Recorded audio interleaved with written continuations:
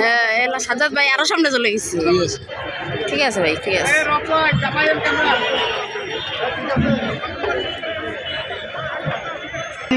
দাদির বয়সী নানা নানি মনে হয় ঘটে উপজেলার দাদা দাদি আর নানা নানিরা মাঝখানে চলে উঠছে।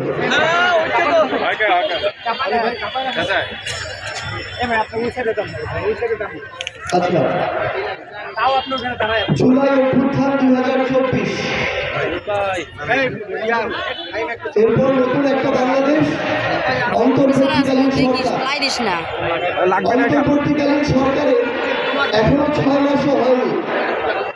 এর মধ্যে পঞ্চগড়ে আমাদের এই ছোট্ট জেলা, উত্তরের বাংলাদেশের সর্বোত্তরের যে জেলা, এই জেলায় এর পূর্বে মাননীয় শিল্প উপদেষ্টা এসেছেন এবং ইতিমধ্যেই আমরা জানি যে খুব দ্রুততম সময়ের মধ্যে আমাদের বন্ধ থাকা পঞ্চগড় সুগার মিল আবার চালু হতে যাচ্ছে ইনশাআল্লাহ।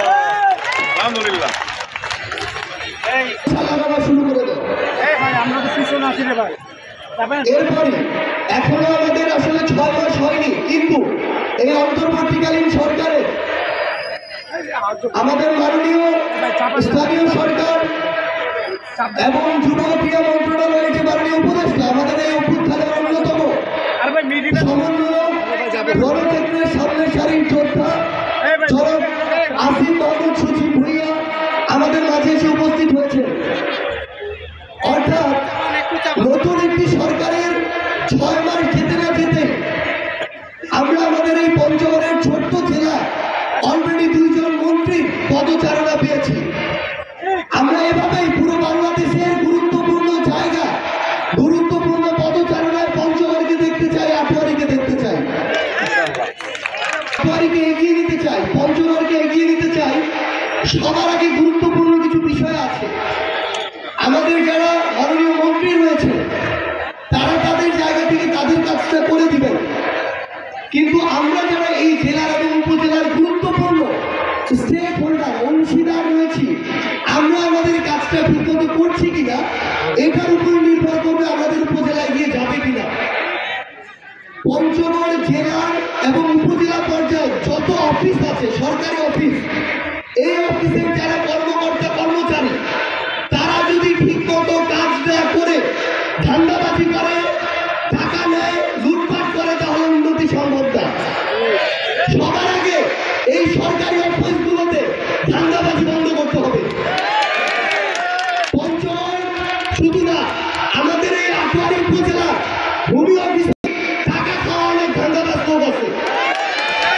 আপনি উপজেলা পরিষদে যান, প্রত্যেকটা ইউনিয়ন পরিষদে যান, টাকা ছাড়া নাকি ঠিকঠাক কোনো কাজ হয় না।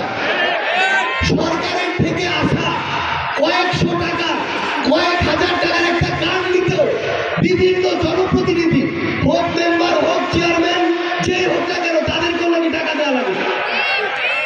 সবচেয়ে গুরুত্বপূর্ণ বিষয় হচ্ছে এই অভ্যুত্থান একটা জিনিস আমাদেরকে শিখিয়ে দিয়ে গিয়েছে, কেউ যদি জনগণের কথা না শুনে, জনগণের কথা না, তাদেরকে এইভাবে শেখ হাসিনার মতো এলাকা ছাড়া করতে হবে।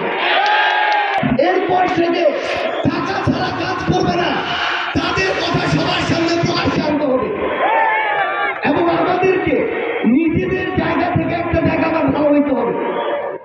নতুন বাংলাদেশ, নতুন সরকার, সামনে নতুন নির্বাচিত সরকার আসবে। আপনার নতুন করে মেম্বার, চেয়ারম্যান থেকে শুরু করে এমপি, মন্ত্রী হবে। যেদিন ভোটটা হবে ওই দিন যেন জনগণ হিসেবে তার আগের দিন রাতে কয়েকশো কিংবা কয়েক